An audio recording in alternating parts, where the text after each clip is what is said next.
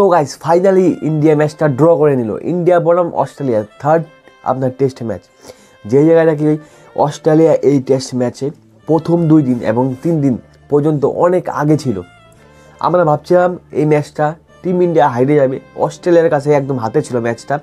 কিন্তু সেই জায়গায় বৃষ্টিতে একটু খেল দেখায়, আমাদের বৃষ্টিতে অনেক সাপোর্ট দেখায়। তার কারণে লাস্টের দিনে আজকের দিনে যে 5 ডে এই জায়গায় টিম ম্যাচটা একদম বরাবর চলে আসছে। ইন্ডিয়াও জিততে পারে এখান থেকে, আপনার অস্ট্রেলিয়াও জিততে পারে। ইন্ডিয়া যে বোলিং পারফরমেন্সটা করছে আপনার দুর্দান্ত, বুমরা 9টা উইকেট নিয়েছে এই ম্যাচটায়।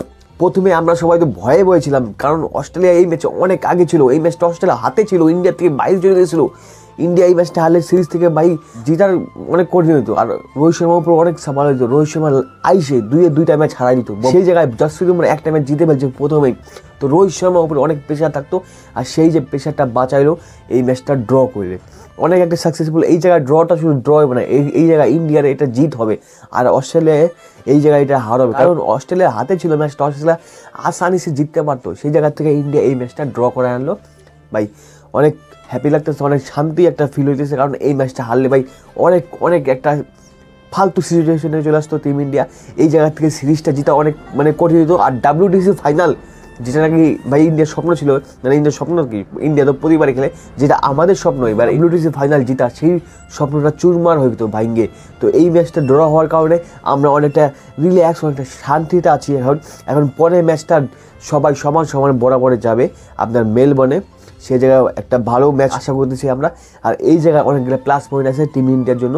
KL রাহুল, রবীন্দ্র জাদেজা খুব ভালো ব্যাটিং করেছে এই ম্যাচে ভাই। যেটা আমরা জানি KL রাহুল কিন্তু ওপেনিং ভালো করে বেঁধেছে, সেটা আবার কন্টিনিউ করলো। মাঝখানে 3-4টা ইনিংস KL রাহুল খারাপ গেছে, কিন্তু KL রাহুল বলছে আমাকে যদি মৌকা দেন আমি ভাই 1-2 ম্যাচ সবাই অফ যায়, কিন্তু আমি লাগাতার পারফরমেন্স করতে পারবো। আর সেই জায়গায় রবীন্দ্র জাদেজা 77 রান করছে।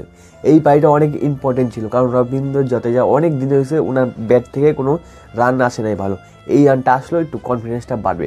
আর মেন কথা টিম ইন্ডিয়ার কনফিডেন্স এবার বাইরে গেছে।